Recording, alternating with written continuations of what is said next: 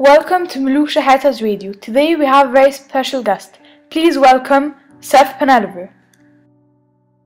In 1994, Seth Penalver, at the age of 39, was charged in killing 3 people: Butch Casey, Sharon Anderson, and Mary Rogers.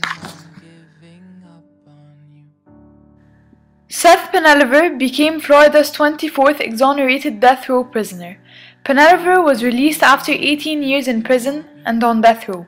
He once said that if executions are sped up, then we will be killing innocent people like me.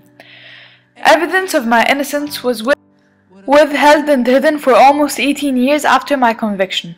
Seth Penalver is one of 8 Floridians who were exonerated more than 10 years after being sentenced to death. Seth once said that executing innocent people is murder by all, not justice for all. Now I will start my interview with Seth Penalver. How were you acquitted? How did they know it wasn't you?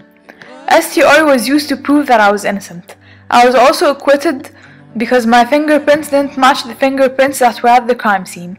STR is better than RFLP because it was created after RFLP, so it was more accurate, and the DNA survives better over time. It doesn't get ruined. So in my case, the DNA was still good after the 18 years that I've spent in jail. How did you feel when they told you that you were going to get killed for 3 crimes that you didn't commit? I felt horrible, and honestly I didn't think that they were going to believe that I'm innocent. I felt like these were the last days of my life and that I was going to die innocent. For how long were you in prison? I spent 18 years in prison, including 13 years on Florida's death row. In what year were you convicted and sentenced to death? I was convicted and sentenced to death in the year of 1999.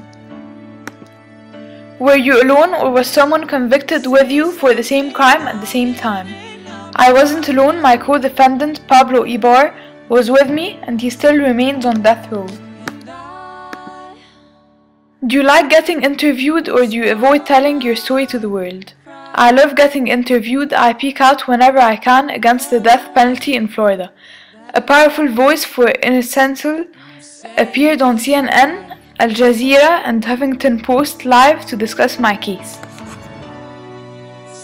Has anyone ever talked to you about compensating you for the 18 years of your life that you're never going to get back?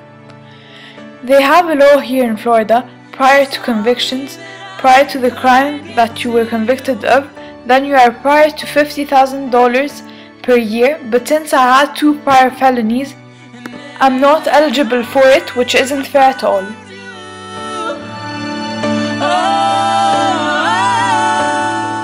STR stands for short tandem repeat. It's an analysis that is a tool in forensic analysis that evaluates specific STR regions found on nuclear DNA.